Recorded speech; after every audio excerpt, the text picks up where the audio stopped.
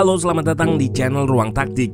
Di video kali ini kita akan analisis kekalahan Liverpool atas Brighton dengan skor 2-1. Dua kali dalam waktu yang relatif singkat, Liverpool bisa dikalahkan oleh Brighton.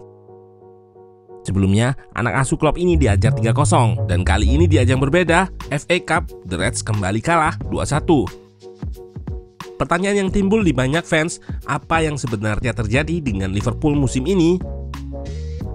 Meski sudah mengeluarkan budget yang lumayan dengan membeli Nunez serta Gakpo, dua pemain ini terutama Gakpo belum memberikan kontribusi yang maksimal, termasuk pada pertandingan ini. Sementara De Zerbi dengan taktik midfield box-nya mampu mencuri perhatian pelatih-pelatih dunia tentang konsep bermain yang unik. Nah, penasaran dengan jalannya laga dari segi taktikal? Let's go, kita bahas sama-sama. Di atas kertas, Brighton bermain dengan formasi 4-2-3-1. McAllister yang biasa ditandemkan dengan Caicedo kini bermain bersama Pascal Gross pada posisi double pivot lantaran rumor hengkangnya Caicedo. Sementara Liverpool tetap dengan pakem 4-3-3 menggunakan trio Salah, Gakpo, dan Elliott di lini depan. Bajcetic kembali diplot menjadi gelandang nomor 6 diapit Thiago serta Keita.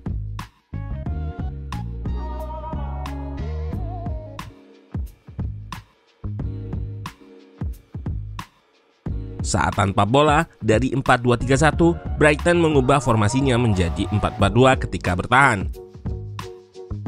De Zerbi menginstruksikan untuk bermain blok medium atau menengah yang rapat antar lini dan antar pemainnya. Dalam mengekspos cara bertahan ini, Liverpool memanfaatkan ruang yang terbuka karena proses sirkulasi seperti pada klip di awal ini.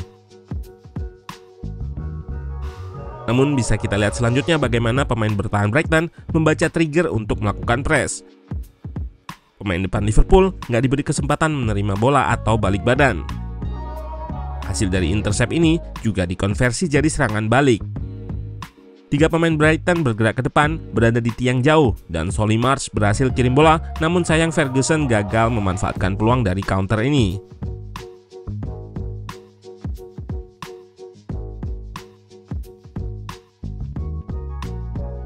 Jika kita ulang peluang Brighton tadi, ada masalah pada Liverpool yang pada musim-musim sebelumnya jarang kita ketemui.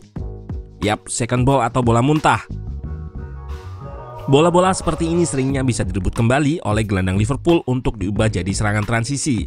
Dan ini adalah konsep gegenpressing dari Klopp. Nggak ada playmaker di dunia ini yang sebaik counter pressing atau rebut bola kembali yang dalam bahasa Jerman disebut gegenpressing. Artinya, ketika Liverpool berhasil merebut bola kembali atau gegenpress, situasi tersebut bisa langsung dijadikan peluang berbahaya. Situasi yang sama kembali terlihat pada momen ini. Bahkan, Bajcetic mendapat kartu kuning atas tackle telatnya.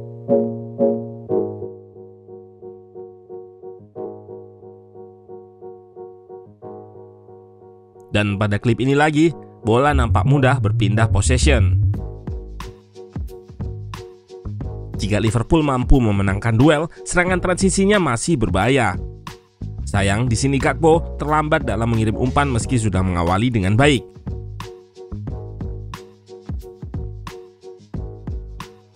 Kita lihat kembali ketika Liverpool berhasil bypass atau melewati press dari Brighton, terutama dalam mengekspos ruang antar lini yang terbuka.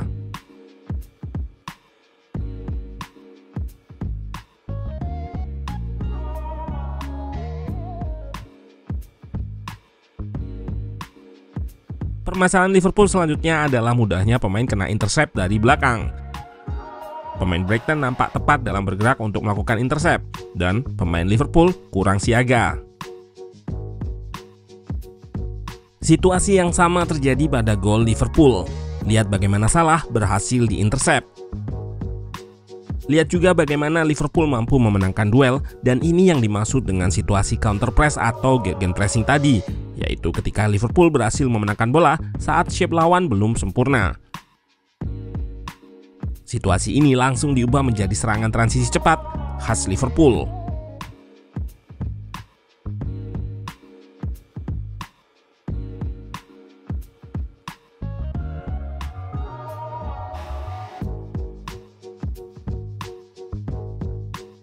Pada laga ini, Brighton berhasil mengungguli possession atau penguasaan bola dari Liverpool sebesar 55%. Pada laga sebelumnya, Brighton juga unggul 60%, yang menunjukkan anak asuh De Zerbi ini lebih unggul saat memegang bola.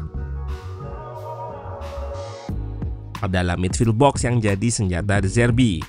Midfield box ini terdiri dari 2 center back dan 2 gelandang bertahan yang berdekatan. Center back punya kemampuan ball playing dan kerap delay guna memancing press lawan untuk naik. Tujuan memancing ini agar tercipta ruang di belakang gelandang Liverpool yang naik untuk diekspos 2 pemain depan Brighton, yaitu Welbeck dan Ferguson.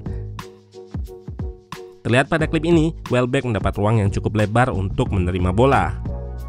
Yap, 2 pemain depan Brighton akan drop atau turun guna menerima bola progresi dari belakang ataupun pemain tengah. Gelandang bertahan Liverpool, Bajcetic akan kena overload atau kalah jumlah oleh mereka, sehingga bisa dijadikan outlet progresi keluar dari press. Jika Liverpool merespon dengan back yang naik, dalam klip ini Gomez, maka Brighton nggak jarang melakukan direct long pass seperti ini, dengan Ferguson yang mengekspos ruang terbuka akibat Gomez yang naik. Ini adalah ciri khas utama taktik Brighton, selain serangan melalui fullback dan wingernya yang melebar. Seperti ditunjukkan pada grafik Markstad ini, fullback dan winger secara umum akan melebar untuk overload, dan lewat situasi ini, Brighton mendapatkan corner yang jadi awal golnya.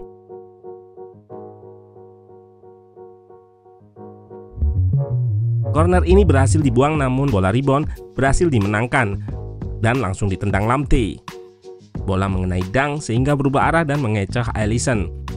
1-1. Serangan sayap Brighton banyak menyulitkan Liverpool, terutama karena di area tersebut dihuni Mitoma dan Estupinan. Khusus Estupinan, ia menjadi pemain yang paling tinggi pada laga ini dalam melakukan progresi, baik lewat dribble maupun umpannya. Sementara Mitoma membuat banyak orang terkesima oleh aksi dribblenya. Nggak cuma 1 versus 1, ia melakukan dribble melewati banyak pemain dan merepotkan barisan pertahanan Liverpool. Terlihat juga di sini kelemahan pressing Liverpool meski sudah mengeroyok Mitoma dengan 3-4 pemain. Beberapa aksinya dari sisi kelebaran menyulitkan Trent dalam menjaganya.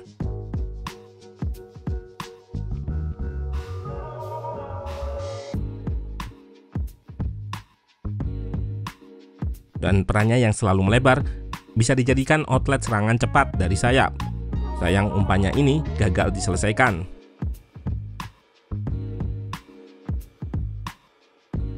Namun ia berhasil mendapatkan apa yang harusnya ia peroleh, yaitu gol menjelang akhir pertandingan.